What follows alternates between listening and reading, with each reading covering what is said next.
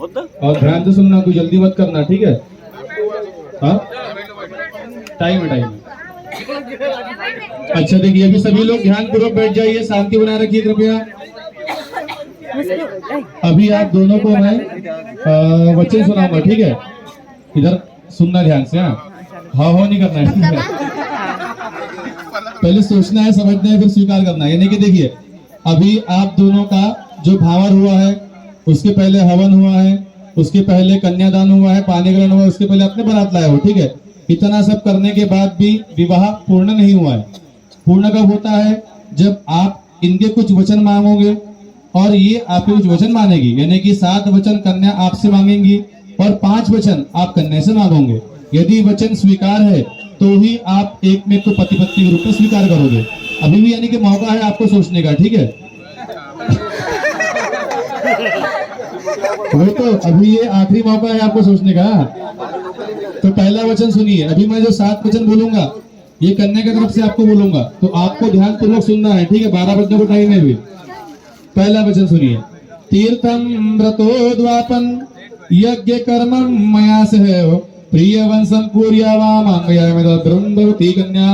वाक्यम प्रथम कुमारी, यानी कन्या अपने पहले वचन में कहती है कि हमारे पिताजी ने जो आपको बारात के लिए स्वागत किए हैं, उसी के साथ मधुपर्क भी किए हैं। मधुपर्क का मतलब जब भी आपने गुड़ और शहद खाए थे 5 बार, वो भी किए हैं। पानी ग्रहण भी किए हैं, उसी के साथ में आपने फेरे भी लिए हैं। लेकिन जब तक के मैं आपके वाम अंग में ना आऊं, यानी कि बाएं अंग में ना आऊं, तब तक के मैं अपनी पिता की कुमारी हूँ, यानी कन्या कुमारी है। जब तक कन्या आपके उठ करके वाले हाथ में ना बैठ जाए, तब तक कन्या कुमारी है। लेकिन मैं वाले हाथ में आने के लिए कुछ मेरे वचन है। यदि आप वचन को मानोगे तो ही आपको मैं पति के रूप में स्वीकार करूंगी। तो पहला वचन सुनिए। कन्या कहती है, यदि आप कभी कोई तीर्थ यात्रा में जाओ या कोई मंदिर जाओ या कोई पवित्र स्थल जाओ तो मुझे संग लेकर जाना। अब अभी चल रहा है कलयुग, तो कलयुग में लोग मंदिर कम जाते हैं, कहाँ जाते हैं? मस्जिद नहीं आते। लोग जाएंगे सिनेमा हॉल, पिक्चर देखने आएंगे, मॉल घूमने जाएंगे, गार्डन जाएंगे, यानी मंदिर छोड़ के बाकी सब जगह चले जाएंगे। बाद में आखिरी ऑप्शन मंदिर बचेगा। यानी कन्या का कहने का अर्थ यह है कि जब भी आप कभी भ्रमण करने जाओ, घूमने जाओ, फिरने जाओ, मौज मस्ती करने जाओ, तो मुझे संग लेकर जाना, यानी इनको साथ में लेकर जाना, तो ही मैं आपके वहां अंग में आऊंगी, ठीक है? यह मेरे से पहले पूछ लेना, इनसे पूछना है। अगर जा रही है तो ठीक है, नहीं तो अकेले आना, किसी को लेके मत जाना भी, ठीक है?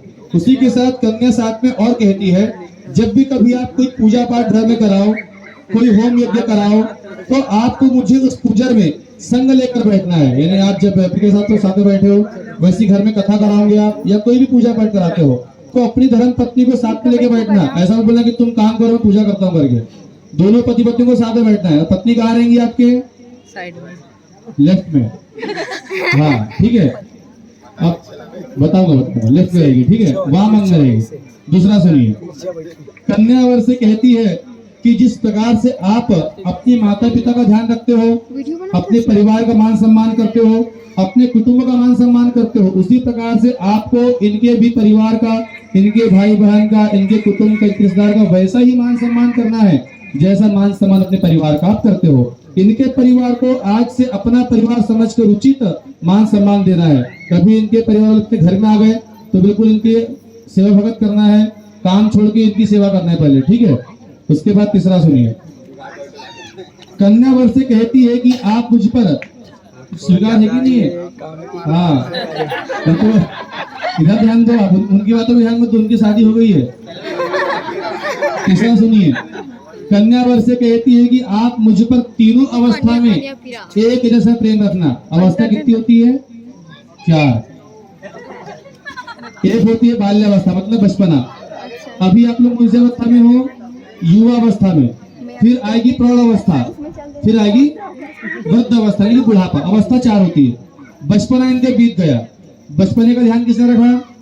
इनके परिवार वालों ने, माता ने, पिता ने, भाई ने, बहन ने रखे। लेकिन अभी इनकी 3 अवस्था बाकी है, युवा अवस्था, प्रौढ़ अवस्था, वृद्ध अवस्था। तो तीनों अवस्था में इनको एक जैसा प्रेम करना है। ऐसा नहीं है कि अभी प्रेम कर लिए बाद बुढ़ापे में तू कहाँ मैं कहाँ, ऐसा नहीं है, ठीक है? अंत तक के, आपको जीवन के अंत तक के साथ निभाना पड़ेगा इनको छोड़ना नहीं है, ठीक है। जीवन के आखिरी पड़ाव तक के आपको अपनी धर्मपत्नी को साथ में लेके रहना है। इसके बाद चौथा सुनिए, कन्या कहती है कि पहले आप घर परिवार की चिंता से मुक्त थे, यानी शादी के बंधन में बंधने के पहले आप घर परिवार की टेंशन से मुक्त थे। अब क्या होगा, शादी होने के बाद आपका टेंशन नहीं आया है, जिम्मेदारी बढ़ गई है। क्या बढ़ गई है? जिम्मेदारी बढ़ गई है। यानी कि पहले क्या होता था कि शादी के पहले कहीं पर भी जाओ, कहीं पर भी आओ, किसी की भी साथ घूमो, घर में कभी भी आओ, यानी कोई पाबंदी नहीं थी। लेकिन धर्म पत्नी के आने के बाद पाबंदी लग गई है। धर्म पत्नी जो बोलेगी, जहां बोलेगी, जब बोलेगी, कहां बोलेगी, सब आपको करना है। पत्नी ने बोला कि आपको 8 बजे घर आना है, मतलब आना है। पत्नी ने बोला कि यहाँ घूमने चलना है, मतलब चलना है। यानी पत्नी की बात को आपको मानना पड़ेगा, आना पड़ेगा। आपत्ति काले, सुनिए, आपत्ति काले अर्वदा नास्ति, अर्थात यदि आपत्ति आती है आपके ऊपर, सुनिए भैया, सभी चीज का ऑप्शन है। अगर इमरजेंसी आती है, आपत्ति काले अर्वदा नास्ति, यानी इमरजेंसी आती है, तो ये वचन लागू नहीं होगा। यानी मान लीजिए आपको इमरजेंसी कार में फंसे हुए हैं और बार बार इनका फोन आ रहा है कि आओ आओ आओ आओ, तो आप क्या बोलोगे? नहीं।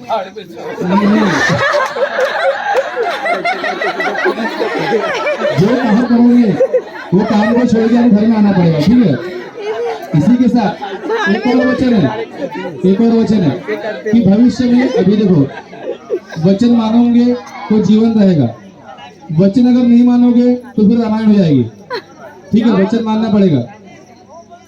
इसी में एक वचन और है कि आपको यदि परिवार बढ़ेगा, यानी आपके मान लो बाल बच्चे होंगे, आपके नाती पोते होंगे, तो सभी को परिवार को संभालने की जिम्मेदारी आप पर रहेगी। सारे परिवार का जो बोलते पर बेस बोलते ना, जो वो आप रहोगे। सारे परिवार को संभाल करके आपको आगे बढ़ना होगा, ठीक है।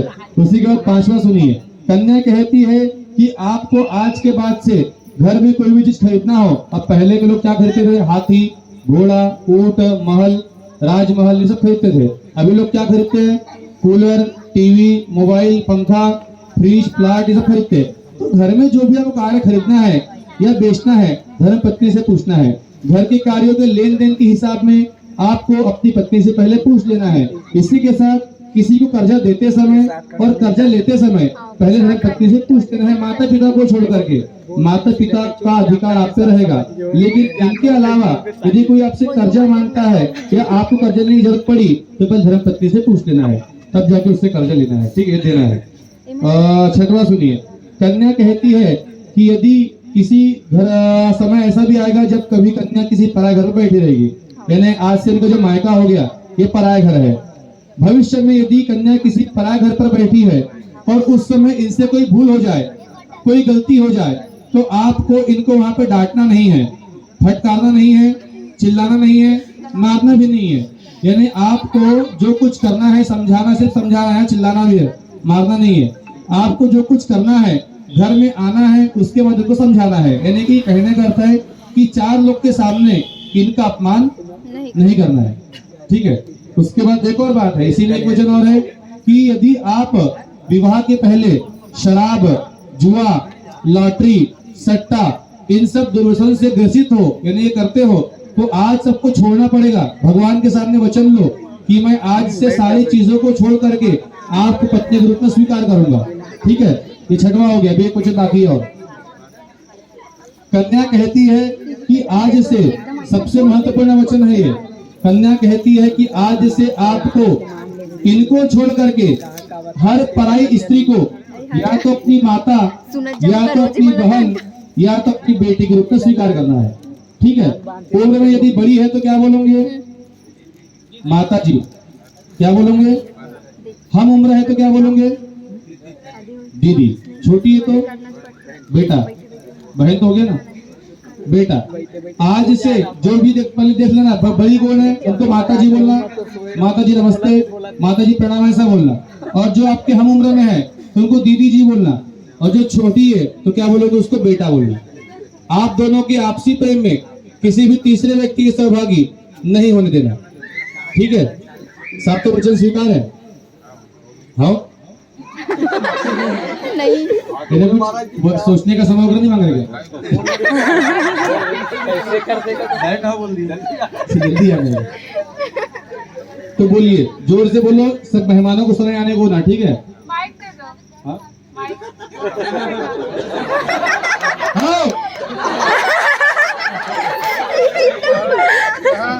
सातों वचन मुझे बिना किसी दबाव के स्वेच्छा से स्वीकार करता हूँ। ताली बजाना। बहुत बड़ा हिम्मत वाला काम किया इन्होंने, ठीक है? वचन स्वीकार किए, तो वचन को मानना पड़ेगा आगे। अब पांचवा सुनिए, सॉरी 5 वचन आप सुनिए। इन्होंने बहुत सुना लिया आपको, अब आप सुनिए, ठीक है? अभी आपको सुनाएंगे। पहला सुनिए। वर कहते हैं वधू से कि आपको हमेशा पतिव्रता धर्म का पालन करना है, अर्थात पति की सेवा करना है, पति की बातों को मानना है, पति ने जो बोला उनको पालन करना है। पति ने बोल दिया कि आज यहाँ घूमने चलना है तो चलना है, पति ने बोल दिया कि आज बैंगन बनेंगे तो बनेंगे, पति ने बोल दिया कि आज आपको ये करना है मतलब करना है। यानी पति जो बोलेगा उनकी आज्ञा का आपको पालन करना है। और उसी के साथ एक अन्य पुरुष को, इनको छोड़ करके सारे पुरुष को या तो अपने भाई, या तो अपने पिता, या तो अपने बेटे के रूप में स्वीकार करना है। ये पहला वचन है। दूसरा सुनिए। वर कहते हैं वधू से कि कभी भी आपको किसी भी बात को मनवाने के लिए रोना नहीं है, जिद नहीं करना है, गुस्सा नहीं करना है, इनको डांटना नहीं है, इनको फटकारना नहीं है, इनको मारना भी नहीं है, ठीक है? इनको आपको दबाव नहीं डालना है। यानी मान लीजिए आपको कुछ काम करवाना है तो इसके लिए आपको रूठना नहीं है, गुस्सा नहीं होना है, इनको चिल्लाना नहीं है, इनको डांटना भी नहीं है, ठीक है? आप यदि मान लीजिए आपने कुछ डिमांड करे या आपको कुछ चीज चाहिए और ये वह चीज इनको देने की इच्छा नहीं है या इनकी शक्ति नहीं है, तो उसके लिए आपको जिद नहीं करना है, रूठना भी नहीं है। तीसरा सुनिए। वर कहे, और एक और वचन इसमें दूसरे में ही, कि आपको हमेशा मेरे परिवार का उचित मान सम्मान करना है। जैसे आप अपने घर में अपने माता पिता, परिवार, भाई बहन, रिश्तेदार का मान सम्मान करते हो, उसी प्रकार से इनके माता पिता का, अपने सास ससुर का, इनके भाई का, इनके कुटुंब परिवार का मान सम्मान वैसा ही करना है जैसा मान सम्मान अपने परिवार का आप करते हो। तीसरा सुनिए। वर कहते हैं वधू से कि हमेशा आपको मेरे घर की बात को घर में ही रखना है। यानी कि इनके घर में कोई आज की बात होगी या इनके घर में कोई कमजोरी होगी, घर की जो भी बात होगी आपको घर में ही रखना है। आपकी कितनी अच्छी सहेली क्यों ना हो, कितने ही अच्छे परिवार वाले क्यों ना हो, कितने ही अच्छे कुटुंब वाले क्यों ना हो, आपको इनके घर की बात, यानी कि अपने ससुराल की बात को ससुराल में ही रखना है, घर के बाहर लेकर के नहीं जाना है। एवं जितनी इनकी आर्थिक स्थिति है, यानी जिनकी इतनी कमाई है, इनकी कमाई के हिसाब से घर चलाना है। कभी भी जीवन में ये नहीं बोलना है कि ज्यादा कमा के लाओ, चटनी रोटी जो भी खिलाएंगे आपको खाना पड़ेगा और घर आपको संभालना पड़ेगा उसी में, ठीक है? चौथा सुनिए। वर कहते हैं वधू से कि आपको कभी भी अपने मायके में बिना बुलाए नहीं जाना चाहिए। एक बार माता पार्वती जी अपने मायके में जब उनकी पिताजी ने यज्ञ किए थे चली गई थी, तो क्या हाल हुआ था? उनको सती होना पड़ा था। इसीलिए कहते हैं कि शादी के बाद किसी भी स्त्री को कहीं पर भी बिना बुलाए नहीं जाना चाहिए। मायका ही नहीं, कोई कितनी अच्छी सहेली क्यों ना हो, कोई परिवार वाले क्यों ना हो, जो बुलाएगा शादी के बाद आपको वहीं पर ही जाना पड़ेगा। इसी के बाद आगे भविष्य में ऐसे लोग मिलेंगे आपको जो आपका तो मान सम्मान करेंगे लेकिन आपके पति का अपमान करेंगे। तो आपको ऐसे स्थान पर कदम नहीं रखना है। जो व्यक्ति या जो इंसान, जो पुरुष आपके पति का अपमान करता हो, आपके पति का मान सम्मान नहीं करता हो, आपको वहां पर नहीं जाना चाहिए। लेकिन जब राखी बांधने का समय आता है तो बहन को जाना पड़ता है बिना बुलाए, और जब भाई को लड़का होता है तो जाना पड़ता है। लेकिन यदि आपका अपने मायके मान सम्मान होता है, आपके पति का मान सम्मान होता है, तो ही आपको जाना है, अन्यथा बार बार नहीं जाना है। पांचवा सुनिए। वर कहते हैं वधू से, पांचवा वचन, कि आपको आज के बाद से मर्यादा और सर्वदा, यानी कि हमेशा अपने पति की तारीफ करना है। औरों के पति कितने ही सुंदर क्यों ना हो, औरों के पति के पास कितने अच्छे घर क्यों ना हो, कितनी बड़ी गाड़ी क्यों ना हो, कितने ही महंगे घर क्यों ना हो, लेकिन आपको हमेशा अपने पति के द्वारा दी गई चीजों की, अपने पति की, अपने ससुराल की हमेशा तारीफ करना है। और आपके ससुराल पक्ष से जो भी आपको चीजें दे, जो भी आपको खाने को दे, जैसा भी आपको वस्त्र दे, वैसे ही चीजों को आपको स्वीकार करना है और कभी भी आपको अपने घर की परिवार की बुराई किसी भी व्यक्ति के सामने नहीं करना है। हमेशा अपने पति की तारीफ करना है और पति की आज्ञा का पालन करके इन 5 वचनों को स्वीकार करना है। स्वीकार है? बोलिए। यह माइक दे दे। हेलो हेलो कहीं बोल दो।